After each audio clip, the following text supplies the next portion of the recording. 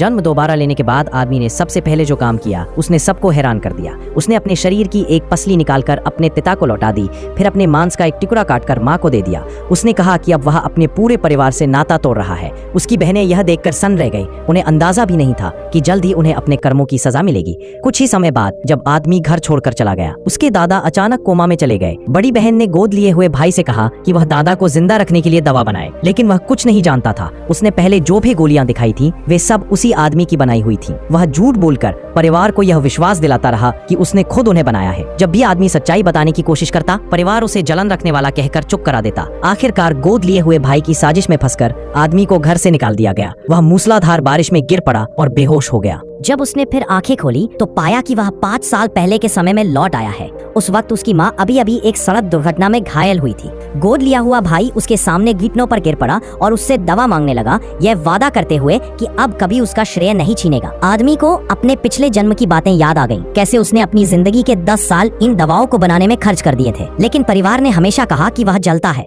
उसने गुस्से में गोद लिए भाई को एक जोरदार मुक्का मारा। तभी उसकी बहनें दौड़ कर आ गईं और उसे दोष देने लगीं कि वह परिवार के लिए कुछ नहीं करता, जबकि गोद लिया हुआ भाई हमेशा सबके लिए बलिदान देता है। आदमी ने कहा कि पूरे परिवार की बीमारियां उसने अपनी उम्र की कीमत पर ठीक की थीं, पर किसी ने उस पर विश्वास नहीं किया। आदमी ने मां को बचाने के लिए अपनी बनाई हुई गोलियां दी। दवा लेते ही उसकी मां की टूटी हड्डियां ठीक हो गई, लेकिन तभी गोद लिया हुआ भाई फिर से आ गया और सारा श्रेय लेने की कोशिश करने लगा।